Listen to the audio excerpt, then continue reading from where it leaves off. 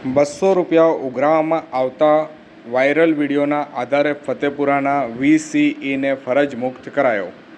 આશરે 11/5/2026 સોમવારના રોજ બપોર 3 કલાક સુધીમાં મળતી માહિતી મુજબ દાહોદ જિલ્લાના ફતેપુરા ગ્રામ પંચાયતમાં જન્મ પ્રમાણપત્ર માટે નિયત ફી કરતાં વધુ રૂપિયા વસૂલવાના આક્ષેપ વચ્ચે વિલેજ કોમ્પ્યુટર આંત્રપ્રિન્યોર વિજય નારાયણ પરમારને ફરજ મુક્ત કરવામાં આવ્યો છે। માહિતી મુજબ ફતેપુરા ગ્રામ પંચાયતમાં VCE તરીકે ફરજ બજાવતા વિજય પરમાર અરજદારો પાસેથી જન્મ પ્રમાણપત્ર કાઢી આપવા માટે ₹200 માંગતા હોવાનો વિડીયો સામે આવ્યો હતો। વાયરલ વિડીયો થતાં મામલો ચર્ચાનો વિષય બન્યો હતો।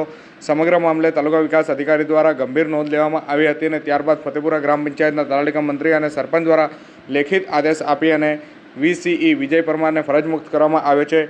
આદેશમાં નિયત ફી કરતાં વધુ નાણાં વસૂલવાના કૃત્ય ગંભીર ગણાવી અને તાત્કાલિક અસરથી છૂટા કરવાનો ઉલ્લેખ કરવામાં આવ્યો હતો।